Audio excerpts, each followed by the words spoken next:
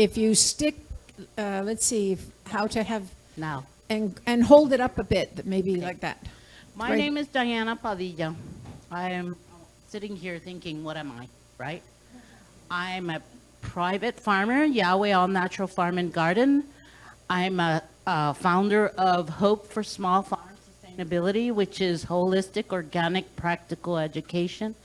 I'm an activist, you're right. I want to change policy. I'm a lover of food.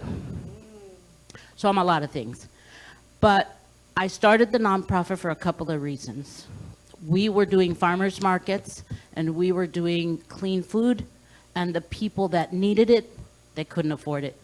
So we started to think, what could we do to make a change? So we started community gardens because we thought if they can't afford to buy it, maybe they can afford to grow it. And so that's how it started. But then we ended up with a lot of other things, and we ended up doing policies and changes and all kinds of other stuff. So that's where I am. Food justice, community, access, good food, a little bit of everything. And a grandmother. And a grandmother. And a new mother of adopted 3. Oh my goodness. Bravo. Passing on to the next generation. Your inspiration is remarkable. Hello, Lisa. It has been a long time. It's so good to see you. Would you like You to too. introduce yourself? Sure. So I work at the UT Health School of Public Health. We're based in Brownsville, and we've been working. I actually met Deanna when we opened up the first farmers market in the Valley back in the day. And I had an inspiring experience a million years ago when I was in college and did an internship with the Farm Labor Organizing Committee in Ohio during a drought year. And we were working with the farm workers in their camps, and they were left without food and without enough wages to get back to the Valley. Most of them were from the Valley. And that's when I started hearing about the Rio Grande Valley. I had worked in Latin America for many years and then came back here, ended up back here working with refugees. So it's kind of full circle, that experience that summer.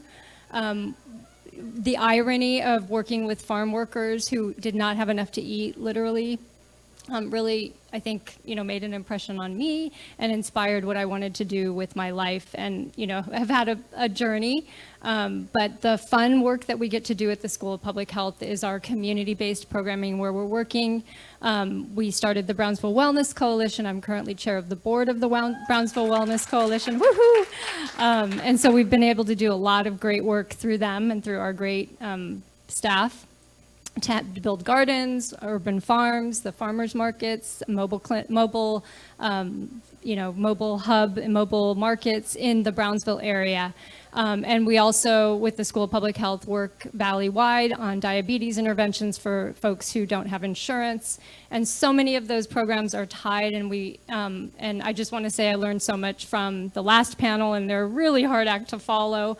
But I think, we're hearing so many of the same messages, and I hope today we can continue to talk about that. Thank you so much. Lisa, just like Michelle and Diana, yes, they're about partnerships.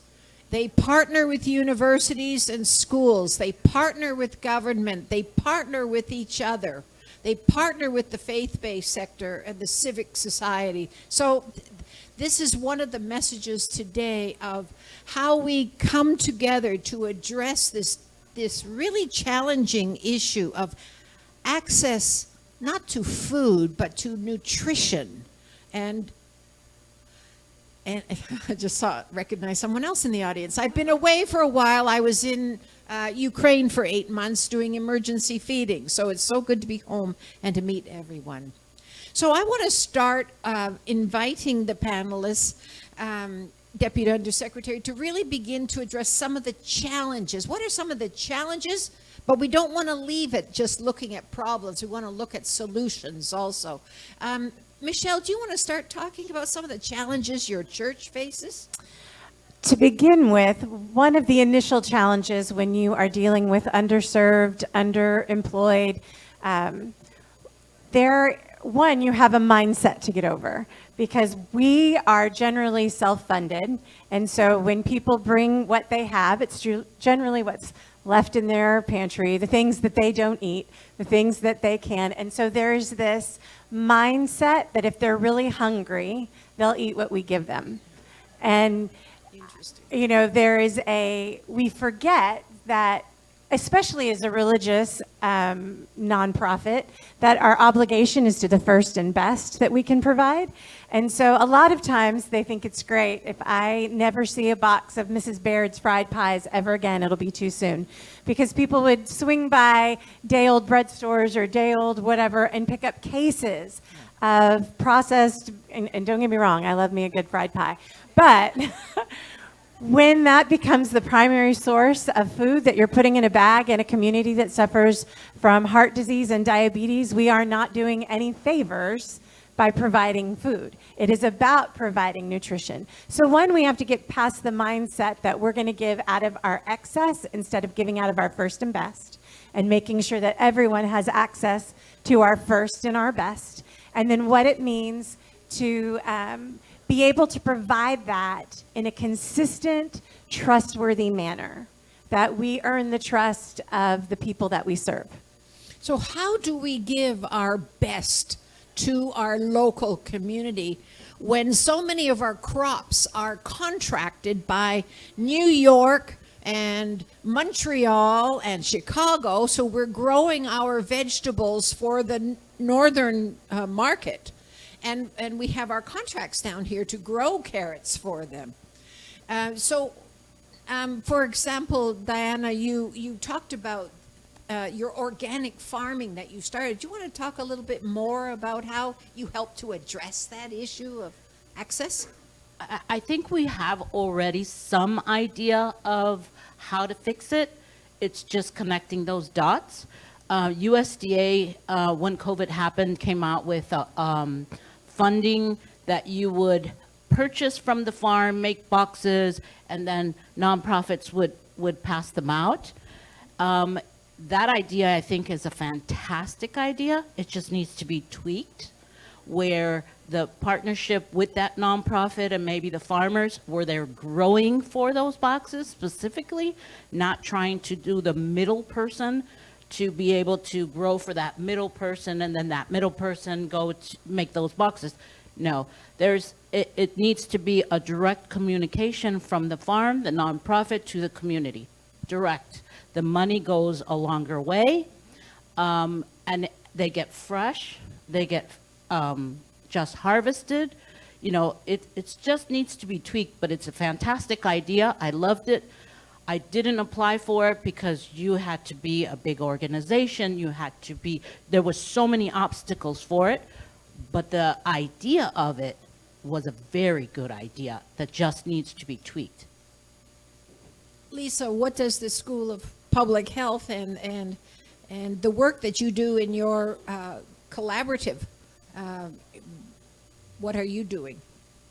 I think we've heard lots of ideas. Deanna's very practical, and I think, really listening to that and saying, how can we create a hub, that's locally driven, and also, I think multi-level approaches. There's not one solution. We all know it's going to take everything. I heard from Emily and Apollonio and Savannah some of their ideas, and starting with young children, that exposure, really revolutionizing our educational system. When we have to fight for 15 minutes of recess a day, we've really gone off the rails. I think, making school about learning and growing and development that's outside in the soil, starting young, that's one arm or one level. Working on policy changes, all of the things that we've talked about, and coordinating ourselves in a collective way, all of the great little things that are happening around the valley. But I think we need kind of a collective impact where we're laser focused on, we are going to have a food revolution where we're growing our food in the valley, we're consuming our food in the valley, it's getting to the people who need it, And that's all of us so that we all have an opportunity. I work in behavioral science, and we cannot focus on the individual person anymore and blame them for them being obese or having diabetes and, you know, saying that they're not making good choices when they don't have good choices. It's hard enough for all of us. I am not food insecure, and it's really hard for me to you know, get healthy food, pay for it, and eat it and consume it on a regular basis. I could grow it, but you know, in my I have a big enough backyard. I could grow my food, but I need that support. And so if I do imagine the folks who, you know, are struggling day in and day out, I think it's just important for us to look at all of those levels and to be coordinated and laser focused to create that kind of a revolution that's starting here, I think. And Deputy Undersecretary Stacy, would you like to follow up with that? And I really want to ask you too, how do you bring together USDA and the Department of Education? Well, all right. No, Policy. thank you very much. You know, your first question was about the challenges, and I think I want to just make one general comment about how our programs work, and then I want to highlight two challenges. So first is we have 16 federal nutrition programs. You've probably heard a lot of them: SNAP or food stamps, WIC, the school meals program, after school snacks, summer feeding. We have a lot of incredible programs that are available for individuals in need. They're all run by state or local government.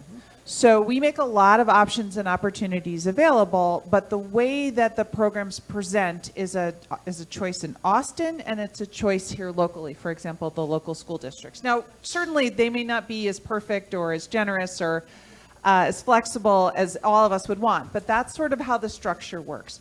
So actually, you have a very strong voice here locally in how you want to see the programs present here, either working with local leaders or with folks in Austin. But I guess I would say two challenges are that a lot of these programs are available. So SNAP, for example, we've increased benefits to reflect the cost of a healthy diet. WIC, we've added $1 billion a year in fresh fruits and vegetables. But families have to actually be able to access them. They have to be able to get to an office. They have to have their phone picked up when they call to apply.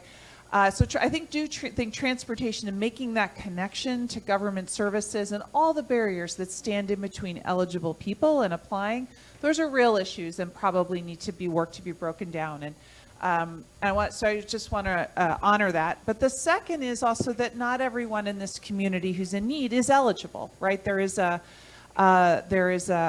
newcomers, and many immigrant households are not eligible. It's not true across all of our programs, but it is true in some. And because it's true in some, it can be confusing across all of them. WIC is available to residents. Summer feeding is available to residents regardless of status. But if you're not eligible for SNAP, you might assume, oh, I'm not eligible for anything else. So we have, I think, some complexity on connecting eligible people to the resources that are available to them, that we have to work continuously to break down for every new group. Every new month, there's someone new who's eligible, who might not know they're eligible, who might not know how to get there, might not know how to fill out the form. But if they do, there is actually a fairly significant resource that can help put purchasing power into people's hands. So that's sounding like the role of churches to help people enroll in programs, the role of universities and school districts, and the roles of nonprofits to also help people then to access these USDA programs by assisting them in filling out the application form? Absolutely, but it's also the role of citizens to ask their government to work for them. And so the fact that the school districts here are served meals universally free, that was a choice. And so the school district made that choice. Whether the state of Texas offers a new summer feeding program, which it has chosen not to do this year, saying they couldn't pull it off this summer, but will they do it next summer? That's a choice. And so it's not just on churches to backfill when the government won't, make the choice, or the phones aren't being answered. It's also the role of citizens to say we need better service for our communities. Access is a choice. And to get that voice out there, we need to publish, We need conferences like this. We need pulpits. We need university academia. We need the nonprofits, advocates out there to get those messages across. Okay, what do you think? So as we talk about what are some possible solutions, or how do we go about being creative, as a religious nonprofit, access to government funds really not on my list. But even when we apply to other foundations, other organizations, there is a certain level of data and metric collecting, because the good steward in us says, we want to do the most good for the most people with our money and put it where that goes. And we want to make sure that they're doing exactly these things with it. But when we say we are going to do the most good, we passively agree that some people will not be helped. And so then churches, other nonprofits, other agencies have to rely on other foundations to fill that back gap. But collecting that data puts vulnerable people in more vulnerable situations sometimes. So as we search for solutions, when we talk about the school lunches that are available to everyone, is there a way to look at our community, our county, our various cities and city policymakers that say, if the schools in our district everyone is eligible for a free lunch, can that default to a different metric for other nonprofits to say, we too fall in this area, 70%, 80%, whatever the saturation point is, and use that as the metric or data collection to be eligible for different grants? Is that a possibility? Is that workable among local farms, local agencies? How would we engage that conversation? Right, and just as a follow-up to that, we know it is possible. In some ways, I know we at the university have SNAP funding, SNAP education funding, and we were able to use, because we do serve a population that might not be comfortable giving all of their information, we were able to qualify for that based on our regional percentage of SNAP recipients. And so it's like a proxy. And we do have, and the good thing is, I think we always have to partner. I mean, universities are clearly partnering more and more now with local nonprofits to share the data. We have a very reliable longitudinal cohort study that gives us a lot of information about our local population that the national studies don't sample enough to give us. And we see, so sharing that data, partnering on those applications together, making a case to USDA and other funders that we should be able to use population data as a proxy, I think is a great idea. So.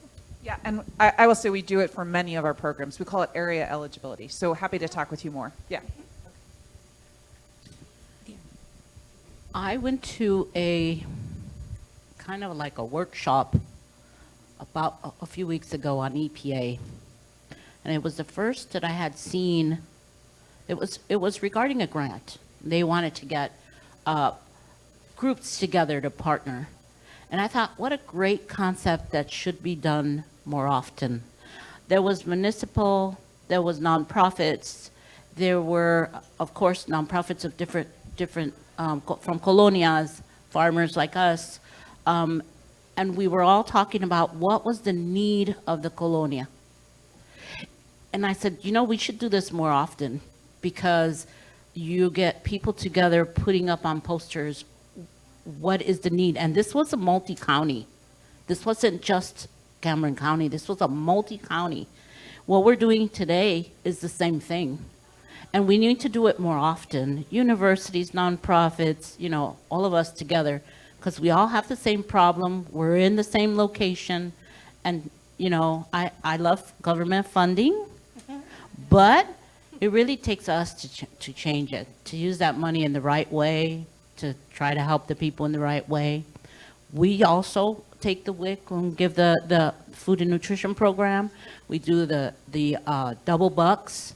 And we did something one time, was last year, where the seniors, because they didn't qualify in the valley, but they had SNAP, they get one box they pay for one box, they get one box free. There's so many things to be created to get them the vegetables. And now we're not even talking about vegetables, it's protein too. So we just need to get all of us together and brainstorm. And I want to add that the students too, because some of our students have talked to us that because of the tuition, because of, all the things that they go through, they also have lack of ability to get fruits and vegetables. So it is the community as a whole, and our responsibility is to try to figure out how to fix it. Using the funding, yes, because we don't have it. We're all in the same boat. But doing this more often, I think, and not once a year talking about food insecurity. Good to see another friend. Yeah. All right, I have a question. First of all, who is from IDEA schools, public schools? Wonderful. Who is from the PSJA Farm to School program? Anyone? And who's from the Mission CISD Farm to School? There we go. These students are remarkable and they have stories. So I want to get back to the notion of storytelling. And this is why I'm really excited about Jacqueline also, because I would like to see how we can have a conference in Washington one day where these students are taking their photo voice posters that contain very short but powerful stories with an image that's very powerful on there, and then they get not only to tell their story but to tell them to a person with authority, to elected officials who do have the responsibility and the authority to change policy. So I think that very often it's getting the voice of these young people and getting them to Washington. Now, how do we do that here in the Rio Grande Valley when we can't get north of Alfurias sometimes? Is a real challenge. But that's something, again, that we can figure out a solution. But we would definitely like to see how to do that. Well, I love that idea, and before I had this job, I was an anti-hunger advocate for a long time, and in EDC. And a big part of what we tried to do is help local groups engage with their elected officials to talk about what was going on in their community. So one of the new ways that groups will often do this used to be a conference call, but now you can request a meeting with your member of Congress through Zoom and say, we want students to talk to you about X, Y, or Z, and we were going to make it's a half an hour. You've got to be organized and be ready. You are community leaders. You can ask for that, and I would be astonished if your member of Congress didn't want, or someone senior on their staff wouldn't be willing to take that conversation. They work for you, and I do really think they want to hear from you. A Zoom call. And this is brilliant, and we can do some PowerPoint presentations to our elected officials to educate them and to ask if they're interested in our vote.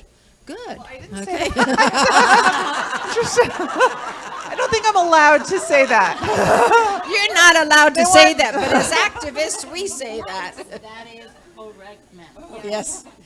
And in the community of the valley where not a lot of people vote, they need to remember that unless they pay attention, change doesn't come. That's right. So Or the wrong change comes. Or the wrong change comes. So find our voice, express it intelligently, and now because of Zoom, we can impact more of what is happening in Washington and Austin. Where is Alan from our Region 1? Is he here? He stepped out because he should be up here too, because we want to bring together that link between USDA, TDA, TEA, and the U.S. Department of Education. So again, I want to sort of go back to that because we know that education in agriculture is so important.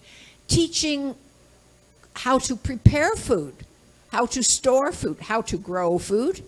But, and we lost home economics 50 years ago when I took it in high school. So I would like to add that Texas is humongous. I'm a Chicago transplant. And Texas is humongous. And the Department of Agriculture is in Austin. Mm-hmm. And they think everything happens in Austin. And we are forgotten after Corpus Christi. From Corpus Christi below, we are left out. Like Farmers Market Week is when we don't have any vegetables. You know, the programs are set for North Texas and not for South Texas when we have totally different climates and totally different seasons. So Texas really, it is, we need to talk to them and say, something needs to be done where your programs are double. Part of the year here and part of the year here. Yes. And because the 4 poorest counties of Texas are right here.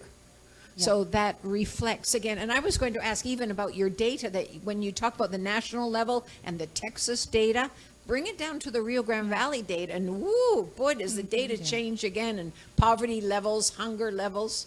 No, absolutely. And I actually want to give you all an example of what I've seen some school districts do in other places. So Albany, Georgia, where the next equity meeting is going to happen, that school district, because it's also a deep agricultural area, just like this one, they have, the school district owns a hydroponics farm, and it's a STEM program. So they're pursuing it as a pipeline into the local economy for agriculture, but it's a science program, and they sell the lettuce to local restaurants, and they use it in the local to source lettuce into their school district. Same as some of what we heard about you all creating the fruits and vegetables to go into the food program. Birmingham, Alabama, huge farm to school program, acres of farms that is the source of food. Houston has one of the most impressive farm to school programs I've seen in a while, and that is a big, big district. So and that is all coming from superintendents. Saying that we want to integrate science and professional training into the school district, and also superintendents who recognize deep food insecurity in their students. And if they don't integrate food and addressing the needs of their students as sort of a core part of the day, just like books and desks, that they can't educate the kids. And so really you see this remarkable power coming from that side and the school board side. So I think this is doable, but takes leadership and obviously, again, takes citizen interest. Exactly. Comments from you? I was just going to say, I wanted to give an example of kind of a hopeful collaboration, and we've got some of our folks here from the Brownsville Wellness Coalition. So the Cannery Public Market will be opening in Brownsville, and it's a collaboration between the City of Brownsville, the Brownsville Wellness Coalition, and the Food Bank of the RGV. And it's been a long time coming, and what we're going to establish there is a nutrition hub, a nutrition security hub. So it'll integrate not only giving more space and a draw for people from other communities to come, because it's going to be beautiful and it's on our linear park. It's going to be able to expand our farmers market, expand opportunities for our vendors and our community gardens and urban farms to feed into that. It's also going to be the first time that the Food Bank of the RGV has actually had a presence and office in Cameron County, a county that has the largest city in the valley. So we're really happy about that kind of equity around food security, and hopeful that it can be a place where we can also do some demo projects and work on some of those ideas that Deanna had, having local growers provide the food to the food insecure families, and also teach them around with the healthy cooking classes and food demonstrations and community gardens. So just a hopeful example of collaboration. And what I'm interested in, actually, Mrs. Mendez, will you come closer up here so you can get a microphone? I want to ask you a question in a minute, too. Mrs. Mendez is one of the wonderful teachers, many teachers that we have that are doing the agricultural program, the farm to school program. So she's a horticultural teacher. And she's also getting her students certified in plant management. I think last year they were certified in flying drones. You're doing something special in your class with the vegetables that are grown in the garden. What happens after the vegetables are grown in the garden? Yeah, so I'm a horticulture teacher at the high school level, And my number one rule is everything we grow, we eat. And the kids don't argue with that. Like, in fact, yesterday we ate some eggplant, and it was the white Casper variety. They're like, wow, we didn't know eggplants could be white. And I'm like, yeah, there's all kinds of like varieties in nature. And so, yeah, I'm like, you know what, let's just do something quick. You guys have to go to your next class. We'll just saute it with some garlic, some olive oil, some salt, pepper. And they're like, oh my gosh, miss, this is so good. And they were like eating it up. And before I looked, I turned over, I'm like, oh my gosh, you guys ate the whole thing. So it's a lot of fun, and they're trying new foods. And they didn't even know that they like these foods, so that's really cool. Yeah, I always try to have fun with whatever I grow. Like right now, we're growing yard-long beans, also called asparagus beans. And raise your hand if you guys have ever grown those. Ooh, those are fun, right? The kids are like, oh my gosh, miss, what is this? I thought green beans were only this long, and these are like that long. And so we put up a huge trellis, like a 6-foot trellis the other day, because they grow so vigorously, right? So we have these like huge like green beans growing, and they just think it's the neatest thing. They're like, well, miss, how do we eat this? I'm like, well, let's just, bite by bite. Let's chop it up into little pieces, do our little saute with garlic thing. And so it's a lot of fun. Like, these are foods they've never tried, so it's a lot of fun opening their eyes to new things and, watching their eyes light up and with surprise and delight. So it's a really great experience being an educator, especially, in this field. So, and also thanks to Miss Elaine. She's been so helpful with our program. We had 2 art exhibitions where the students shared their personal experiences growing the food. They took pictures in our garden. They wrote like a little narrative. And we actually had the IMUS Museum interested in featuring their artwork. So the exhibit is still going on till the end of, I believe, May. So if you guys have a chance, you guys can go check that out. And that's the photo voice, which we're going to speak to Jacqueline about publishing them. So there's more for that. So, yeah. So how does a horticulture teacher teach home economics in a class? Because she's growing beans and other vegetables, and they get to taste them. So I think that brings up a very important sort of aspect to this, is that we can provide nutritious food, but if you don't know what it is and you don't know how to fix it, it then becomes food waste. And so when we put together, our bags, we contract with a local grocer. We purchase fresh produce for the bags that go out. We do fresh protein, like 10-pound bags of chicken, 10 pounds of fresh produce that go in our distribution. And sometimes there are things, it's up to the grocer's discretion what shows up on that particular distribution day. And sometimes we are really quick Googling a recipe to see, and stick it in that bag. Like, if this is something you've never seen before, this is how it might be edible. Or, don't be afraid, take a bite. How we approach even teaching cooking that is about within the context of our culture, not always healthy, because you do things to stretch food for your family. And so how do we then teach new recipes, new ways, so that the food we have is it stays nutritious in the context of how it's distributed. I would like to add to that. I think there isn't a vegetable that people don't like because they just don't know how to make it. The combination of Saul, my husband, and myself is that I have culinary experience and he has farming experience. And so, yes, so we have the urban grant. So we did a creative USDA urban grant, and we have at-risk kids that are from the court system, and they come twice a week. And they help us in the field. We tell them, we plant the seed on an alternative way of making money. And then we take them into the kitchen and we show them how to make stuff with it. These kids say, we don't eat vegetables. Yes, they do, because they end up saying, I want more. You just got to change it to how they know food. Instead of tacos with meat, it's tacos with vegetables. Just change it to the way they're used to it. My new children, their grandma said they don't eat vegetables. And one of them for the birthday said, can you make me that pepper stuff that with all those peppers and onions and mushrooms that you made the other day? You know, it is introducing the people, because not just kids, but people, to vegetables in different ways. That's why Edible is important, right? Edible magazine.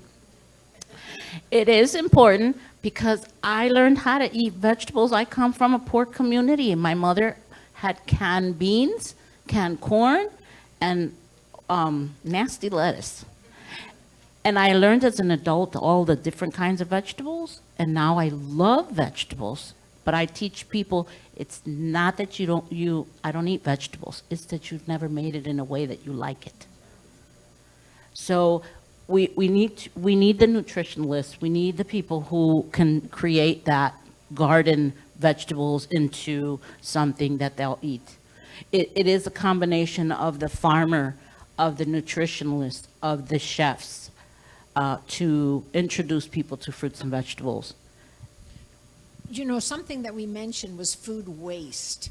That is another problem that we have down here at times. So how do we address that food waste? Can it, freeze it, dry it, Pickle it? pickle it. There we go. Blend it. Freeze. Compost it. Compost. Yeah. And yeah. So with the hub, if you don't enjoy the smell of vinegar and pickling, they use our church kitchen when there is extra produce. Like they take their extra tomatoes and they make their tomato sauce, and they pickle the okra and the cauliflower and you name it, they pickled it.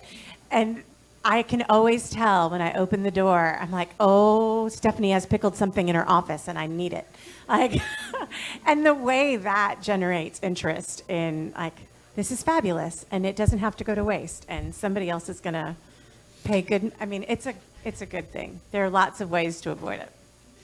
Now, during COVID, there was an emergency Meals to You program. And I know that the Mission School District was the first school district to actually apply and be accepted in Texas for that. And they had 12,500 students receiving 10 meals a week during COVID. Now that we've discovered, just like we discovered the power of Zoom, we've discovered the power of delivery services. Is the government thinking also in line of delivering in the rural areas fresh fruits and vegetables? Well, yeah, I want to make sure everybody hears this, because there is actually a new program, a summer feeding program for rural areas, which I think most of this community would qualify for. It's called non-congregate feeding, but a better way to describe it is Meals to You. So we know that across the country, 30 million children eat free or reduced price school breakfasts and school meals every day. And when during the summer months, summer is supposed to be a time of delight and play and relief. But for those kids, it can also actually be a time of real stress, because food isn't necessarily available in the household. Summer hunger is a real thing. We have documented the spikes in child hunger through the summer months. So we are just so thrilled that Congress just passed on a bipartisan, overwhelming support basis, a basis for us to expand our summer feeding programs. You might be familiar that we've had traditionally summer sites where kids have to go to in order to eat on the site, and they're often run through camps or at parks. But only 1 in 6 kids who eat our free and reduced price meals have access to those congregate sites. So we have 2 new options now. One is a program in rural areas, and again, that is probably this whole community. But for downtown McAllen, it is a delivery service. It's so the same entities that do summer feeding in a play space can also prepare meals and deliver them, or they can be picked up once every 5 to 10 days, depending upon. So that, just like we saw during the pandemic, families in rural areas for whom it's more convenient can pick up breakfast and lunches for school-age kids throughout the summer. And we're calling it, again, Meals to You, meal delivery, meals on the go. There's also a third summer program now that I mentioned, which is that every school-age kid who is eligible for free and reduced price meals can get $120 per summer to help pay for groceries. So you can receive both the card and either go to a congregate site or a non-congregate site. Texas has not yet elected to take this new summer EBT or summer debit card option yet. Certainly hope that they join the program next year. But 37 states have. We expect that 21 million out of those 30 million kids their parents will have access to a little bit more help in the summer, which is extraordinary. We know rural areas will now have this new Meals to You option. So I hope that community leaders here in your community are going to be running that program. And we have the congregate sites. So we're trying to power up. But this is an example of a program that I can't push a button in Washington and make it happen here. The entire structure counts on state and local governments and then community partners to make it work. And of course, then you all have to know about it as an option. That's our job. So it's a real opportunity. It is. And I think, is there anyone here from No Kid Hungry? That's an organization out of Harlingen now, based in Harlingen, that has applications for that non-congregate summer meal program. So school districts can apply through School them. districts, churches. Churches. It does not have Churches. Did you hear that? Yes. Yeah, so it sounds like we in our Dallas office may have more to do to make sure that the leaders in this community are aware of this and know how to plug into this opportunity. Are there comments from or questions from the audience? I want to know who's in the red T-shirts way in this corner. They're fascinating me. Who are you? ¿Quiénes son? ¿Quiénes son ustedes? Yes. We are members of the La Unión del Pueblo Entero. We come to support our the leader Arturo Rodriguez, who's the presenter too, but also because you know what you're talking about. We live it every day. Thank you. Thank you for inviting us. We're so glad you're here. Another example of local advocacy. Yes.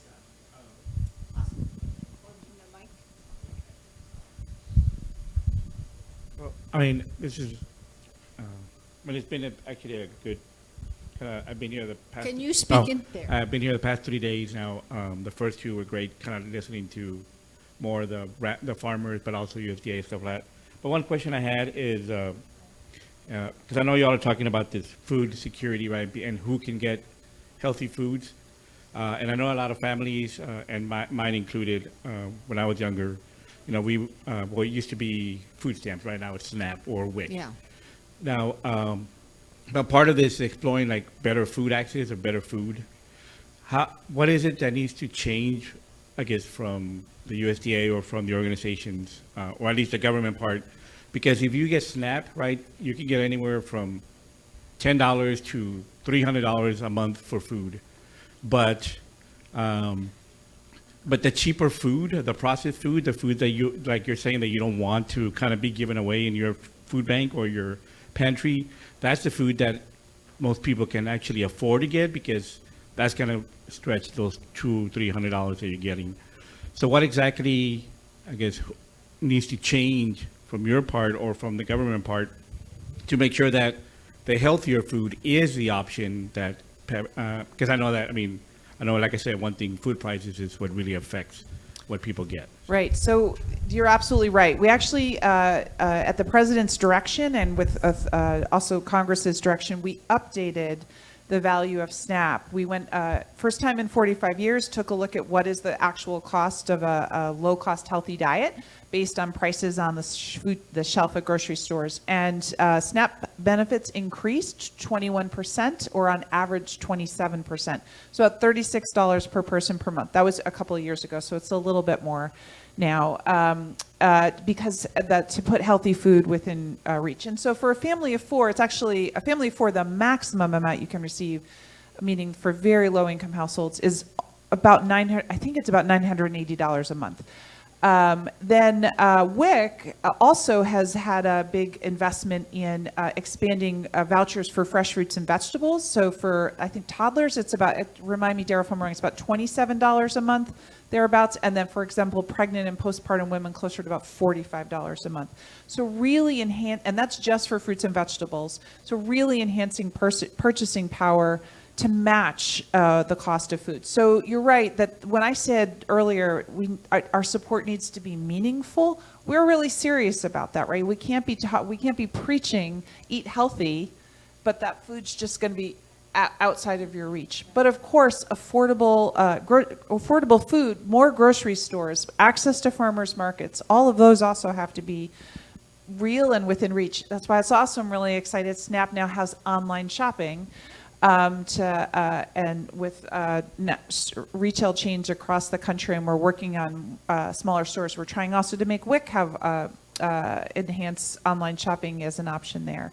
So it's still, though, you've got it, they call it a thrifty food plan. You have to be thrifty in order to manage, and you can't do that if stores with affordable groceries aren't within, in your community. So there's a lot more work to do, but we're trying to do our part by strengthening the benefits to reflect what it actually costs to eat healthy foods. Yeah, and I was just going to say, I think some of the models that, hopefully are going to be scaled around double up bucks. I forget what they're called. Double bucks. So you get double the value for your SNAP if you are purchasing produce. And so that, and often from a local producer. and from at a local farmer's market. producer, which is great. But I do think that we have to expand that, because somebody can't, if we're limited places where they can do that, if it's only at a farmer's market, that's not realistic for most of the population. But I think that model is great, and hopefully that's going to expand. I'm going to disagree. Well, okay. Because as a producer, I'm going to disagree, because the reason that we have the double bucks and the SNAP at our farmers market is because, one, I really want to help the farmer, so that doubles his sales. That doubles his sales, but it forces the families to eat a healthier, buy a healthier. They don't know how to use it. We're there to help them. But if you give it to the big grocery stores and you start doing that, it's just more chips and more soda. I just meant more locations, more expanding it to more farmers, so that people in more locations. That's all I do meant. agree I to didn't mean that. big box stores. Yes, because the double bucks, if you haven't heard of that, it is they take their SNAP and they can buy in the farmers markets or at places like us that we sell value-added stuff from the farmers markets, and they can buy $30 and get $30 that they use for vegetables. So they actually got $60. It's a incentive. fantastic program. It's a fantastic program. And then the WIC moms can come, and they have the food and nutrition program, and for every child or person that receives WIC, they get $30 additional for fruits and vegetables. And this is going directly from the farmers' products. So we are now increasing two possibilities of the farmer increasing their sales. Farmers increase their sales, that's an incentive for them to get bigger. Now we're talking about local production. So it is a win-win for our farmers, and we need to continue to find programs that help the farmer. Because, and I'll talk about this tomorrow, about the local food promotion access that the food bank got. Kind of a little disappointed on that, but we'll talk about that later. Anything that will help increase the local farmers' income will help them think about expanding instead of quitting. If their children see their parents are making money, they're not going to have it fail to agriculture, and you know it. Right now, they look at agriculture as, I don't want to work there. But if they see their parents are making money and increasing, and this is a business, they're going to want to get into the business. They want to help their moms and dad on the computer, on the marketing, on all the other things that come with the new farming. So I love the double bucks. I think we do a different kind of thing at our farm. We represent the farmers, so they just bring their product. But they make money. These farmers make $200, $300, $400 extra of what they were already doing. We just need to make sure that people have access to it. Yeah. That's all. And let's So from have our your- perspective, from someone who distributes for those who are, like, they aren't part of these programs or maybe aren't eligible, we're trying to start the conversation with other churches and nonprofits that what we put in those bags are the things that cost the most in the grocery store, not the things that Are the that the people who are coming can afford. That's where we need to change our mind, that maybe the bags are smaller, the things that we're not filling up huge bags, but it's filled with fresh chicken, fresh protein, fresh produce, fresh milk, eggs, that we take on the expense of that distribution so that families can buy what they can afford. Now, one last question, because we're going to have to finish for lunch, but I just want to ask about subsidies for industry like the sugar industry, the corn, growing corn. How do we get subsidies for carrot growing and spinach growing? So I cannot speak to how the support for the commodities work, but I think what Diana just talked about is exactly the way to make things work, which is we're putting resources into the hand of consumers who need help to purchase from local farmers. Or we had a similar program for local food for schools where we provided resources to school districts to purchase locally. It sounds like the food bank system didn't work perfectly here, but also gave additional resources to emergency food providers to purchase locally. Those are all funds that came out of the American Rescue Plan. They expire.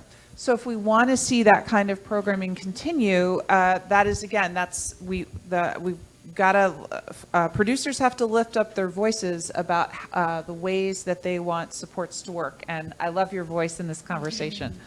And we'll talk about tweaking that because it's a good program, but it needs tweaking. So that will happen over lunch. Elaine, hay una pregunta de la señora de Lupe. Hay una pregunta que tiene mucho que está esperando la señora. Sí, muchas gracias. Gracias. Buenos días. Mi nombre es María Romero. Vengo de la organización Lupe. Cuando están hablando tocante la comida para los niños, de que les dan la ayuda para los niños que están en la escuela, creo que aquí también estamos dejando afuera a los jóvenes que están en la universidad. A lo largo de Río Grande, en nuestras comunidades son familias mixtas. Hay veces que los jóvenes no pueden trabajar las 40 horas o los padres no pueden trabajar las 40 horas y creo que sería muy importante que también ellos no se quedaran afuera, que ellos pudieran aplicar para que ellos sigan estudiando. A veces batallan con la comida, batallan con el transporte y creo que ellos tampoco no pueden quedar afuera. Ellos también deben de tener esta oportunidad de aplicar para estas ayudas, para la comida, para el transporte, para la salud. This is a very important point of how do we address hunger also in the university students. We have So- interpretation services. Yeah. Thank you very much. Good morning. My name is Maria Romero, and I'm part of the organization Lupe. So about the food for all the children that you were saying, the help that you were offering for children at school, I think we're leaving someone behind. We're leaving out the university, the youth people.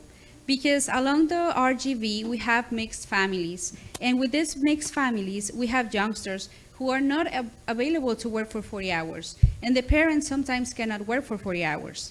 So what I think is that we cannot leave out these people because they are part of the community. They have to continue going to school. They have to continue looking for work. And they are struggling with food. They are struggling with transportation. I think that was for me. Yes, absolutely. So you're talking about university students, yes? Yeah, so the big issue there is college is not affordable, right? The cost associated with going with college is too high and out of reach for too many, or the hardship they experience in going imposes great difficulty on them and their families. I couldn't agree more. I think that is why the president has talked a lot about providing more support for college students. That's the right place to start.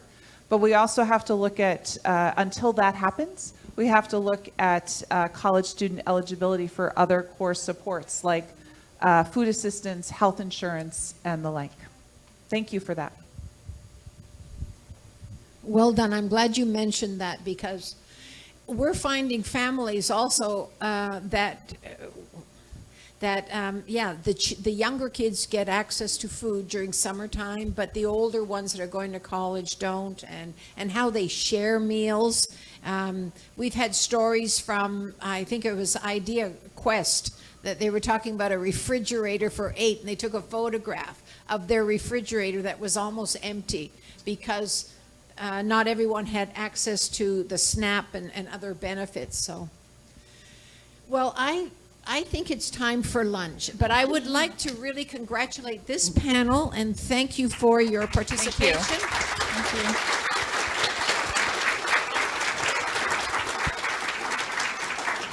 We do care about healthy food, and if I'm not mistaken, I bet there's a healthy lunch today. So, do we have someone from the summit to say anything else before we go for lunch? Well, let's go for lunch. All right.